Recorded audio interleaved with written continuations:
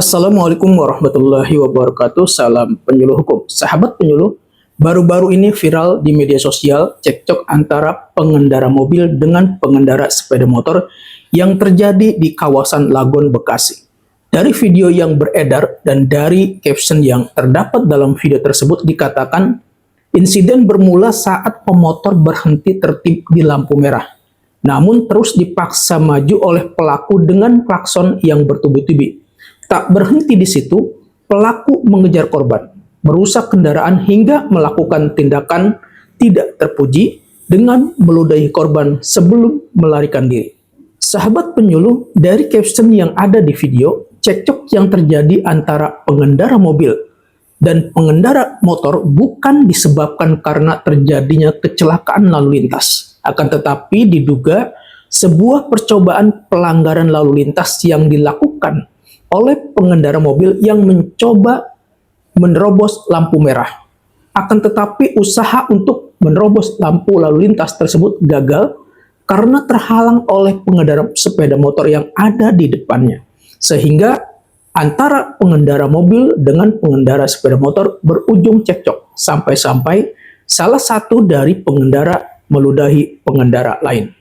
Sahabat penyuluh, ketika kita berkendara di jalan, selain kita harus mentaati peraturan lalu lintas, kita juga harus mengedepankan etika saat berkendara, seperti saling menghormati, menghargai, saling menjaga ketertiban, keamanan, keselamatan diri dan orang lain.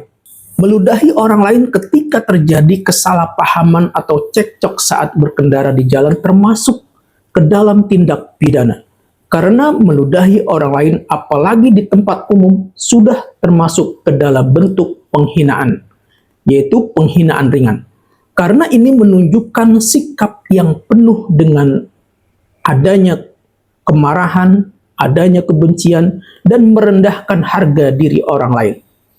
Sanksi bagi pelaku yang melakukan penghinaan ringan dengan cara meludahi orang lain, yaitu pidana penjara paling lama 6 bulan atau pidana denda paling banyak kategori 2 atau sebesar 10 juta rupiah. Ketentuan ini tercantum di dalam pasal 79 ayat 1 huruf B dan pasal 436 Undang-Undang Nomor 1 Tahun 2023 tentang Kitab Undang-Undang Hukum Pidana atau KUHP. Pasal 436 mengatur mengenai penghinaan yang dilakukan dengan mengeluarkan perkataan yang tidak senonoh terhadap orang lain. Penghinaan tersebut dilakukan di muka umum dengan lisan atau tulisan, atau di muka orang yang dihina itu sendiri, baik secara lisan tulisan maupun dengan perbuatan. Ingat, maupun dengan perbuatan, atau dengan tulisan yang dikirimkan kepadanya.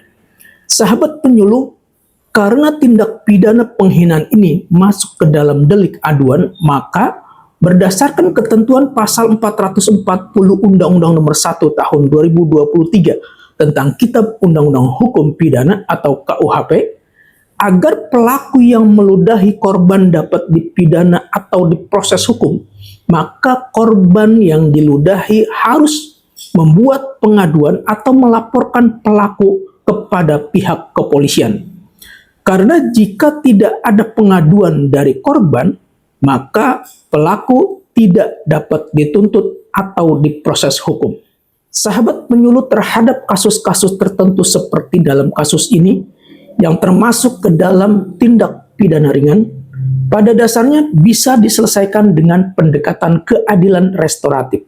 Keadilan restoratif berdasarkan pasal 1 angka 21 Undang-Undang Nomor 20 Tahun 2025 tentang Kitab Undang-Undang Hukum Acara Pidana atau KUHP adalah pendekatan dalam penanganan perkara tindak pidana yang dilakukan dengan melibatkan para pihak, baik korban, keluarga korban, tersangka, keluarga tersangka, terdakwa, keluarga terdakwa, dan atau pihak lain yang terkait, yang bertujuan mengupayakan pemulihan keadaan semula.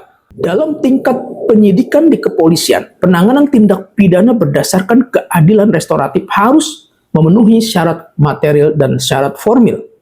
Persyaratan material berdasarkan pasal 5 Peraturan Kepolisian Negara Republik Indonesia Nomor 8 Tahun 2021 tentang penanganan tindak pidana berdasarkan keadilan restoratif meliputi tidak menimbulkan keresahan dan atau penolakan dari masyarakat, tidak berdampak konflik sosial, tidak berpotensi memecah belah bangsa, tidak bersifat radikalisme dan separatisme, bukan pelaku pengulangan tindak pidana berdasarkan putusan pengadilan, dan bukan tindak pidana terorisme, tindak pidana terhadap keamanan negara, tindak pidana korupsi, dan tindak pidana terhadap nyawa orang.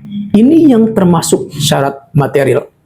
Sedangkan yang termasuk syarat formil berdasarkan pasal 6 Peraturan Kepolisian Negara Republik Indonesia Nomor 8 Tahun 2021 tentang penanganan tindak pidana berdasarkan keadilan restoratif meliputi perdamaian dari kedua belah pihak yang dibuktikan dengan surat kesepakatan perdamaian dan ditandatangani oleh para pihak, kecuali untuk tindak pidana narkoba.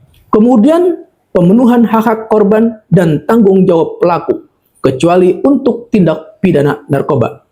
Pemenuhan hak korban dan tanggung jawab pelaku dapat berupa mengembalikan barang, mengganti kerugian, menggantikan biaya yang ditimbulkan dari akibat tindak pidana, dan atau mengganti kerusakan yang ditimbulkan akibat tindak pidana. Kemudian berdasarkan pasal 79 Undang-Undang Nomor 20 Tahun 2025 tentang Kitab Undang-Undang Hukum Acara Pidana atau KUHP, mekanisme keadilan restoratif dilakukan untuk memulihkan keadaan semula yang berupa pemaafan dari korban dan atau keluarganya, pengembalian barang yang diperoleh dari tindak pidana kepada korban, penggantian biaya perawatan medis dan atau psikologis, ganti rugi atas kerugian lain yang diderita korban sebagai akibat tindak pidana yang dialami korban, memperbaiki kerusakan yang ditimbulkan dari akibat tindak pidana yang dialami korban, atau membayar ganti rugi yang ditimbulkan dari akibat tindak pidana. Pemulihan keadaan semula sebagaimana dimaksud harus dituangkan dalam kesepakatan. Kesepakatan wajib dilaksanakan dalam jangka waktu paling lama 7 hari. Pencabutan laporan atau pengaduan hanya dapat dilakukan setelah pelaku memenuhi seluruh kesepakatan. Setelah seluruh kesepakatan terlaksana, perkara wajib dihentikan dan dimintakan penetapan pengadilan. Kemudian dalam pasal 80 Undang-Undang Nomor 20 Tahun 2025 tentang Kitab Undang-Undang Hukum Acara Pidana atau KUHP, mekanisme keadilan restoratif dapat dikenakan terhadap tindak pidana yang memenuhi syarat sebagai berikut. Tindak pidana diancam hanya dengan pidana denda paling banyak kategori 3 atau diancam dengan pidana penjara paling lama 5 tahun. Tindak pidana yang pertama kali dilakukan dan atau bukan merupakan pengulangan tindak pidana, kecuali terhadap tindak pidana yang putusannya berupa pidana denda atau tindak pidana yang dilakukan karena kealpaan. Dalam hal belum terdapat tindak pidana sebagaimana dimaksud, berdasarkan laporan korban dilakukan mekanisme keadilan restoratif pada tahap penyelidikan berupa kesepakatan damai antara pelaku dan korban. Sahabat penyuluh, semoga dari kasus yang terjadi ini bisa menjadi pelajaran bagi kita semua untuk saling menghormati dan saling menghargai di antara sesama pengendara saat berlalu lintas. Semoga bermanfaat. Wassalamualaikum warahmatullahi wabarakatuh. Salam penyuluh hukum.